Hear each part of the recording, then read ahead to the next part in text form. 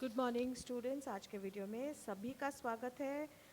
आज हम जो पढ़ रहे हैं वो सेमेस्टर 3 के मॉनेटरी इकोनॉमिक्स के एमसीक्यूज़ पढ़ रहे हैं और इसका एक पार्ट मैंने ऑलरेडी रिकॉर्ड करके डाला हुआ है और आपको भेजा हुआ भी है। अब हम दूसरा पार्ट शुरू कर रहे हैं। तो ये जो सेकंड पार्ट हम कर रहे हैं इसमें हम नोट निर्गमन या नोट इशू के बारे में बात करेंगे और कौन सी मेथड्स है, what are the methods of note issue and paper currency के बारे में हम बात करेंगे, पत्र मुद्रा। तो हम शुरू करते हैं एमसीक्यूज के।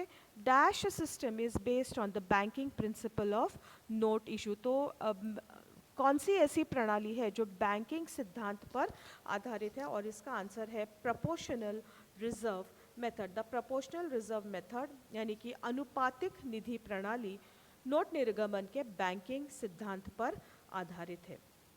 Under dash system of note issue, the issuing authority can issue notes up to a certain fixed limit only on the backup of government securities without precious metal reserves। यानी कि एक ऐसी लिमिट सेट होती है, there is a certain limit which is fixed up to which the issuing authority can issue notes only on the backup of government securities without any precious metal reserves, and this system is the fixed fiduciary system। तो ऐसी कौन सी निर्गमन प्रणाली है जिसके अंतर्गत निर्गमन अधिकारी एक निश्चित सीमा तक बिना किसी धातु कोष को रखे। तो आप जानते हैं कि यदि नोट निर्गमित करने हैं तो वो नोट अपने आप में केवल एक कागज़ का टुकड़ा है, तो उसको वैल्यू कब आती है, उसकी कीमत क्या है, तो उसके पीछे जो गोल्ड या सिल्वर या सिक्योरिटीज़ का बैकिंग होता है वो उसकी वैल्यू होती है। तो इसी के बेसिस पर अलग अलग नोट इशू के मेथड्स है कि अगर 100% बैकअप है, यानी कि जितने रुपए के नोट है उतने ही मूल्य के गोल्ड या सिल्वर रिजर्व्स या सिक्योरिटी रिजर्व्स है, तो वो सिस्टम अलग होती है। और इस तरह से इसके बेसिस पर ये इन सिस्टम्स को क्लासिफाई किया गया है। तो वो कौन सा सिस्टम है जिसके अंतर्गत एक निश्चित सीमा तक बिना किसी धातु कोष को रखे, without any precious metal reserves, और सिर्फ सरकारी प्रतिभूतियों के आधार पर पत्र मुद्रा निर्गमित कर सकते हैं। तो इसका उत्तर है निश्चित विश्वासाश्रित निर्गमन पद्धति, fixed fiduciary system. Next question है, while inconvertible paper money is backed by some dash, fiat money is backed by dash. तो फिएट मनी वो मनी है जो सिर्फ गवर्नमेंट के ऑर्डर्स पर इशू की जाती है। तो इसलिए भले ही fiat money inconvertible paper money का ही एक प्रकार है, it is a type of inconvertible paper money, but the basic difference is that while inconvertible money is backed by some secured reserves, fiat money is backed only by the government order. तो ये इसके answers है, secured reserves, inconvertible paper money is backed by secured reserves and fiat money is backed by the government order. यही हिंदी में है, अपरिवर्तनशील पत्र मुद्रा के पीछे, ये प्रतिष्ठित नहीं है स्टूडेंट्स, ये प्रतिष्ठित अपरिवर्तनशील पत्र मुद्रा के पीछे रक्षित कोष होते हैं, परंतु प्रदिष्ट पत्र मुद्रा के पीछे केवल सरकारी आज्ञा होती है। तो प्रदिष्ट पत्र मुद्रा मतलब ही फिएट मनी, जो कि इनकन्वर्टेबल या अपरिवर्तनशील पत्र मुद्रा का ही एक प्रकार है, परंतु अपरिवर्तनशील पत्र मुद्रा के पीछे कुछ रक्षित कोष बैकअप के स्वरूप में होते हैं, और प्रदिष्ट पत्र मुद्रा है वो केवल सरकारी आज्ञा के आधार पर निर्गमित की जाती है। So fiat money is a type of inconvertible paper money. प्रदिष्ट पत्र मुद्रा अपरिवर्तनशील पत्र मुद्रा का एक रूप है। हिंदी मीडियम के स्टूडेंट्स यहाँ पर ध्यान दीजिए प्लीज़। क्वेश्चन नंबर 3 में जो क्वेश्चन है वो है अपरिवर्तनशील पत्र मुद्रा के पीछे डैश, परंतु वो प्रतिष्ठित नहीं है, वो प्रदिष्ट है, टाइपिंग मिस्टेक हुई है। Okay, now we move on to question number 5। Fiat paper money is issued by government order. तो ये तीनों ही क्वेश्चंस इसी एक कॉन्सेप्ट पर बेस्ड है, प्रदिष्ट पत्र मुद्रा का निर्गमन सरकारी आज्ञा से किया जाता है। अब हम अगला पढ़ते हैं, under proportional reserve system after keeping the minimum reserve there is no limit to note issue. अब क्वेश्चन को अब यहाँ पर इसमें कई सारे परम्यूटेशन कॉम्बिनेशन से आपको क्वेश्चंस पूछे जा सकते हैं मेथड ऑफ नोट इशू इस टॉपिक पर।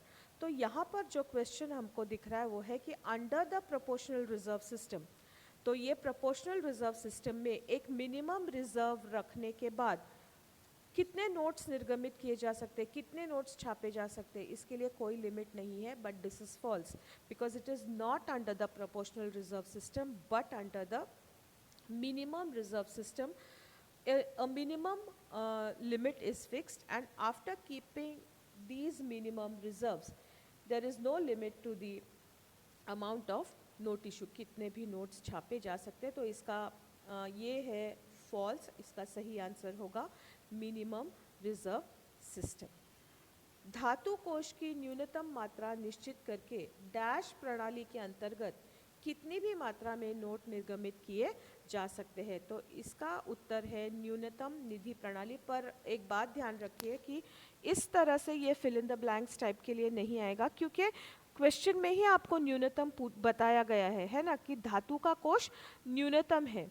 तो किस नोट निर्गमन प्रणाली के अंतर्गत ये नियम है कि एक न्यूनतम धातु कोष रखने के बाद कितने भी मात्रा में नोट निर्गमित किए जा सकते हैं। तो उसका उत्तर है न्यूनतम निधि प्रणाली। लेकिन जैसे इंग्लिश के लिए ट्रू और फॉल्स आया था वैसे ही ये आएगा, क्योंकि क्वेश्चन में ही न्यूनतम शब्द आता है जहां स्टूडेंट्स आपको हिंट मिलती है।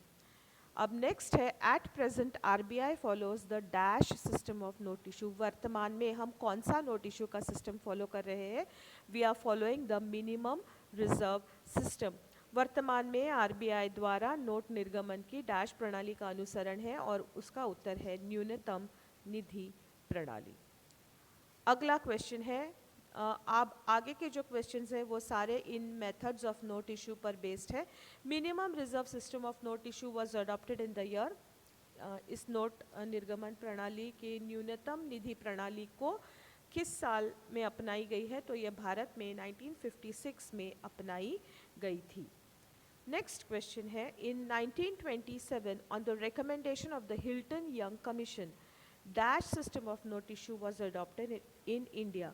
तो ये जो नोट इशू का सिस्टम है प्रोपोर्शनल रिजर्व सिस्टम, जो इसका आंसर है, ये 1927 में हिल्टन यंग कमीशन के सिफारिशों पर भारत में अपनाया गया और हिंदी में ये है अनुपातिक निधि प्रणाली, proportional reserve system. Next question है, according to the act of 1957 RBI must keep minimum reserve of dash crores of which dash crores must be in the form of gold. तो आरबीआई 1957 के एक्ट के अंतर्गत आरबीआई को कम से कम 200 करोड़ का मिनिमम रिजर्व न्यूनतम निधि रखनी है, जिसमें से कम 115 करोड़ स्वर्ण के रूप में होनी चाहिए।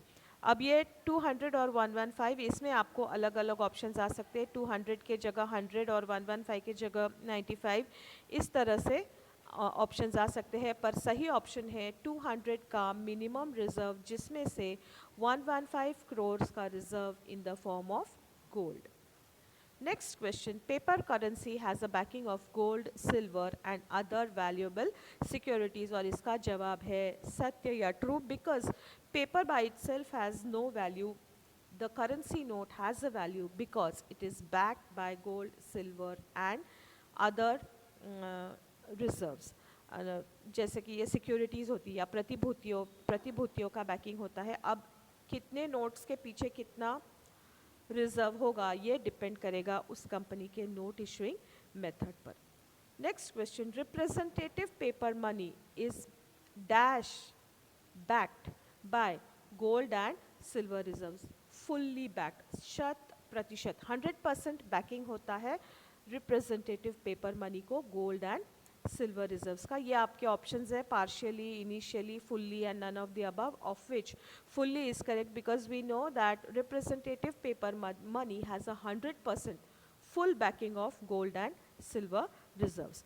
तो प्रतिनिधि पत्र मुद्रा के पीछे पूर्ण या 100% मूल्य का सोना व चांदी सुरक्षित कोष में रखे जाते हैं। अब इसके ऑप्शंस आपको दिए हैं पूर्ण, आंशिक, प्राथमिक और कोई नहीं, जिसमें से पूर्ण या फुल्ली बैक्ड, 100% बैक्ड आपका सही आंसर है।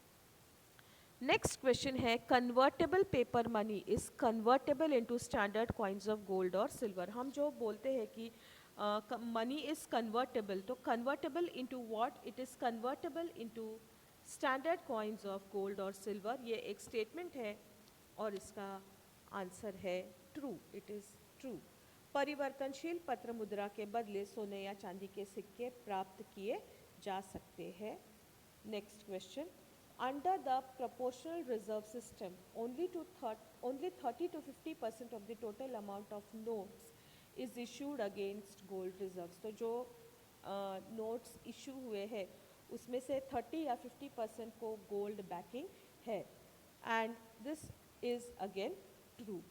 अनुपातिक निधि प्रणाली के अंतर्गत कुल निर्गमित नोटों के केवल 30 से 50% के पीछे स्वर्ण कोष है। सो 30 to 50% of the total notes issue carry a gold reserve backing।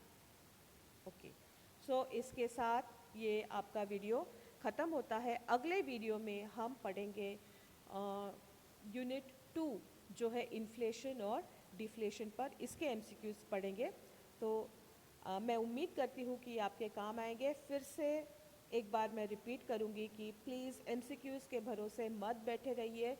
पढ़ने का तरीका एमसीक्यू पढ़ना नहीं है, आपको जो स्टडी के नोट्स दिए हैं, ब्लॉग पर नोट्स पोस्टेड है, स्टडी मटेरियल दिया गया है, उसको आपको पढ़ना है। वहाँ पे आपके कॉन्सेप्ट्स क्लियर होंगे, और अगर आपको कॉन्सेप्ट्स क्लियर आपके हो गए, आपको समझ में आया उस टॉपिक में, उस चैप्टर में क्या क्या है, तो आप उस पर आधारित किसी भी तरह के एमसीक्यू को फेस कर सकते हैं। So the best method of preparing for the exam is study material को पढ़िए, read your study matter. So that is enough from me from today. See you soon, bye bye.